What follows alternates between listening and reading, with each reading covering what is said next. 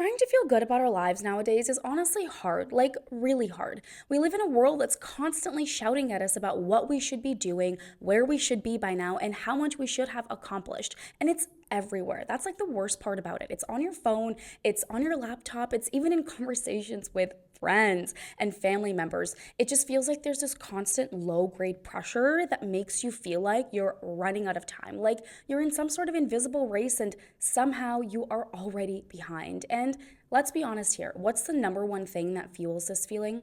Social media. Social media has completely reshaped how we view our lives. Like, think about it. Before social media, you were really only comparing yourselves to people you actually knew in real life. So, people like your friends, your family members, your neighbors, maybe your coworkers. But now you're comparing yourself to everybody. You're comparing yourself to the girl who got engaged in Italy, the entrepreneur who hit their first six figures in their first month of like their business, the fitness influencer with the perfect body, the couple traveling around the world, living out of a van. It's like endless. The comparison is endless. And the biggest problem here with that is that social media isn't even real life. It's a curated highlight reel. It's people showcasing their absolute best moments, their wins, their milestones, the polished and unfiltered versions of themselves. So what do you see? You see graduation photos. You see the wedding videos. You see the new house tours. You see the, I just signed on another client wins. But you know what you don't see? You don't see the breakdowns. You don't see the self-doubt. You don't see the anxiety. You don't see the nights that these people cried themselves to sleep, feeling alone. You don't see the moments that they felt lost or stuck or completely unsure of what they were doing.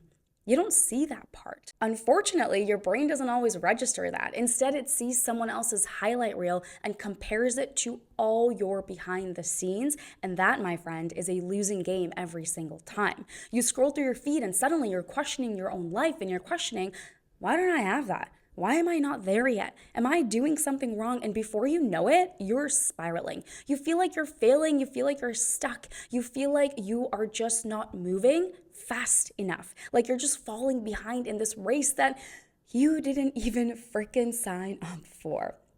And here's the thing, comparison is the absolute thief of joy. I know you've heard that before, and I know that you feel that too. It just robs you of the ability to actually appreciate where you are, who you are, and how far you've come. It tricks you into thinking that you're losing when in reality, you're just running a completely different race. And that's what makes it so damaging. Let me hit you with the real truth here. Most of the time, the standards that you're using to measure your life, they aren't even yours. They're society's. They're the ones that have been fed to you since you were a kid. The ones that say that you need to graduate by this age, have a house by this age, have kids by this age, climb the corporate ladder, make six figures, retire early. These timelines, these expectations, they are everywhere and they're relentless. And what's worse is that we internalize them so deeply that we start judging ourselves by them without even realizing it. We wake up feeling behind, feeling like we're failures, feeling like we missed some critical milestone, but we never actually stop to ask, who set this timeline? Who decided that this is what success looks like? That's what's the scariest part. The scariest part is that so many of us out here are living our lives, making major decisions and feeling the constant pressure based on a rule book that we didn't even write. We're measuring our worth, our success, our happiness based on someone else's standards. So no wonder it feels so hard to feel good about where you are right now. You're not just fighting to create a life you love, you're constantly battling the scoreboard that's been placed in front of you by society, by social media, by all the people who think they know what's best for you. But what if that stopped? What if you tore up that rule book and wrote your own? Because here's the truth. There is no universal timeline. There is no single path to success. There is only your path, your journey, and your timeline. And the moment you stop comparing your life to someone else's highlight reel and start focusing on what actually matters to you, that's when you start to feel free. That's when you start to realize that you're actually doing so much better than you think you are. I have felt this so deeply in my own life. This whole idea of feeling behind. It's not just some abstract conception I'm throwing at you, okay? It's something that I have lived, I have sat with, wrestled with, and actively worked to break out of. And it's something that I'm still working on. Even after all this mindset work, even after all the growth I've done, it still shows up. It's just so sneaky like that. I remember like really feeling like I started my life late. So I did 4 years of naturopathic medical school after my undergrad, and that was like 4 years of intense studying and sacrificing and focusing on this one single goal. And then while most of my friends were, setting into stable jobs, starting to save up for houses, investing, some of them starting to plan their marriages, all the things that society tells us that we should be doing, I was starting my business from scratch. I was building something from the ground up, and I'm still figuring it out. And honestly, I just felt like at that moment in my life, I was just lagging behind. And then I'd scroll through social media and I'll see the engagement photos, the house keys, the baby announcements, the career promotions, and I would just feel that heavy pit in my stomach, right? That voice of, wow, I am so behind would creep in and remind me of everything that I didn't have yet, everything that I thought I should have by now. But then I hit this point where I really had to stop and ask myself, behind whose standards? Who decided that this was a timeline I was supposed to follow? Who said that success looks like this and happens like this by this age? Because it definitely wasn't me. And this is where I need you to get honest with yourself. Like, what metrics are you using to measure your success? And most importantly, are they actually your metrics? I mean it. I really want you to sit with this question, because here's the uncomfortable truth. A lot of what we feel bad about, a lot of the reasons we think that we're falling or failing or falling short aren't even based on our own definitions of success. They're based on someone else's blueprint, someone else's timeline. And for me, last year was one of the hardest years of my life. There was a lot of personal stuff that came up that just completely threw me off course. And when this year started, I remember looking at my life and just feeling like a total failure. Like, I'm talking about this year, like 2025. I wasn't where I wanted to be. I wasn't the version of myself that I thought I'd be right now. I thought I'd be married. I thought I'd have a team of doctors working under me. I thought my body would look different. I had all these expectations about where I should be. And when I wasn't there, it crushed me earlier this year, like completely ruined me. But then I had to have one of those moments where I had to stop and ask myself, who decided this? Who told me that this is what success was supposed to look like? Was it actually me? Or was it society? Was it my upbringing? Was it social media? Was it my family expectations? Because here's the thing. Success doesn't always look like how you expect it to, and it certainly doesn't follow a linear path. Sometimes the biggest growth happens when no one else can see it internally. And sometimes that internal growth has to show up before the external success comes into your life. And that's exactly what happened for me. Once I let go of these outside expectations, I started asking myself a better question. What if success for me right now looks different? I looked at how much I had grown mentally, emotionally, spiritually, how I had become more resilient, more self-aware, more aligned with who I actually wanted to be. And I realized that is success too. And maybe even this is the kind that actually matters the most than those external things. And that's what I need you to see for yourself. You need to get intentional about your metrics of success. Because if you're not consciously deciding what success looks like for you, you will default to society's standards. And spoiler alert, society's standards are always going to make you feel like you're behind. So how do you actually start creating your metrics of success? Here's how you can start redefining success for yourself in a way that actually feels meaningful and aligned with who you truly are. First, ask yourself, what do I actually value? Strip away the noise. Put away that phone. Separate yourself from your parents' expectations of you. Forget what social media glamorizes and forget what society tells you is the right path. Get honest and quiet with yourself. Like, what do you value? Is it freedom? Is it creativity? Is it connection? Is it impact? Is it growth? When you identify your core values, you can start building your version of success around them, and not a version of success that looks good on paper or what gets most likes on Instagram. Because when your goals are aligned with what you genuinely care about, you'll stop feeling like you're chasing something hollow. Next, take a hard look at the external expectations you're internalizing. This is where a lot of people get stuck without even realizing it. Think about all the things you believe you should have achieved by now, whether it's getting married, owning a home, hitting a certain income level, or any of those typical life milestones. Now go through that list and ask yourself, do I actually want this? Or do I think I should have these things? And you might be surprised by how many goals you're chasing simply because someone else told you this is what success looks like. The more that you separate your true desires from societal pressures, the clearer your path becomes for you. Then consider where you are in life right now and set success metrics that actually make sense for this season. So success isn't a fixed target. It evolves with you.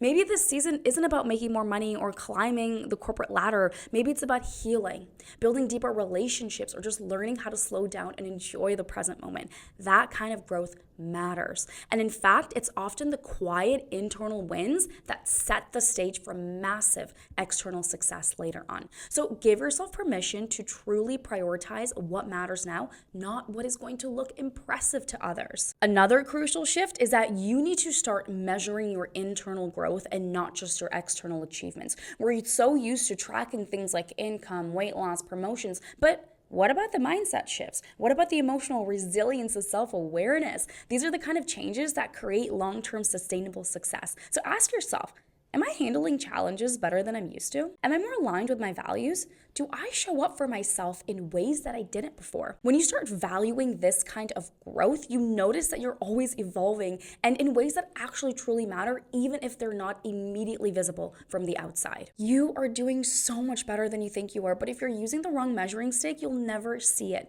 You'll always feel like you're falling short, even when you're making incredible progress by your own standards. So take that pen back. Rewrite that rule book. Define success on your own terms, because the moment you start doing that, that's when you finally stop feeling like you're behind and realizing that you're exactly where you need to be right now. And the second thing, you need to wake up to the abundance in your life, like really wake up to it, because right now you're living in more abundance than you probably realize, but your mind has been trained to overlook it. So we are truly wired to focus on what's missing, what's wrong, what we don't have. It's a survival instinct because, it helps your brain scan for threats, for gaps, for problems to fix. But in today's world, that same instinct that was once helpful really tricks you into believing you're failing simply because you haven't reached some sort of arbitrary milestone or checked off another box on society's to-do list. And when you're constantly living in that state, always noticing what's lacking, you literally can't see the abundance that's right in front of you. You start believing this lie that you're not enough, that you don't have enough, that you shouldn't be where you are right now. But let's take a second to shift that right now. You are surrounded by abundance everywhere. It's everywhere. You have the ability to watch this video. Like, do you realize how wild that is? You have access to technology, a phone, a computer, Wi-Fi, which means you literally have access to endless information, to knowledge, to opportunity, to, literally the entire world at your fingertips. Think about that. 100 years ago, people had to go to libraries and dig through dusty books just to get that kind of information that you can find in 3 seconds on Google. And you're sitting here right now watching this video with the entire world within your reach. You probably have food in your fridge. Maybe it's not a 5-star gourmet meal every single night, but you're nourished. You have clean water, a roof over your head. You woke up today and took a breath.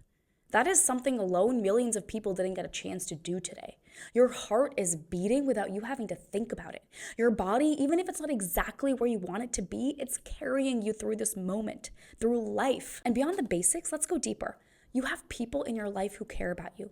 Maybe it's not 100 people, but you have some friends, some family members, or even strangers who have shown you unexpected kindness. You've had moments of pure laughter, of deep connection, moments of awe where you just felt fully alive. You've had challenges that, maybe were brutal at that time, but they taught you lessons and they made you stronger. You have memories that shaped you, dreams that still let you up, and the ability to create an entirely new version of your life if you chose to. And the abundance isn't just about material things, it's in the air you breathe. The way that sunlight spills through your window, the smell of the morning coffee, the music that makes you feel something deep within your chest. It's in the quiet moments, the belly laughs, the deep conversations, the random acts of kindness that remind you the world isn't bad. But here's the thing, if you're constantly focusing on what's missing, you'll never see it. If your mind is always locked in on the gaps, the flaws, the not there yet, then the abundance around you will continue to stay invisible. And this is the mindset shift that truly changes everything, because the truth is that you are doing so much better than you think you are. You're evolving, you're growing, you're learning. Even when it feels like you're stuck, there are internal shifts happening that you don't even realize. You're here investing in yourself, seeking answers, pushing forwards, and that is proof that you're already on your path. So what if just for today, you stopped obsessing over what's missing and started recognizing all the ways life is already working out for you? What if you took a moment to notice the small wins, the simple joys, the proof that you're actually doing pretty damn well? Because here's the reality, you're not behind. You're not failing. You are exactly where you need to be. So start taking note of the abundance in your life. Train your brain to look out for it, to see it, to feel it. Gratitude isn't just a nice idea. It's a literal tool for rewiring your brain to focus on the good. And when you start to do that, more good starts showing up in your life. So stop chasing timelines that aren't even yours. Stop measuring your life by someone else's standards. Redefine success on your own terms. Build a new measuring stick, one that includes growth, happiness, inner peace, and gratitude. Because once you start living from that space, you stop feeling like you're constantly falling behind. You stop feeling like you're drowning in lack, and instead you realize you've been swimming in abundance all along. You just had to open your eyes.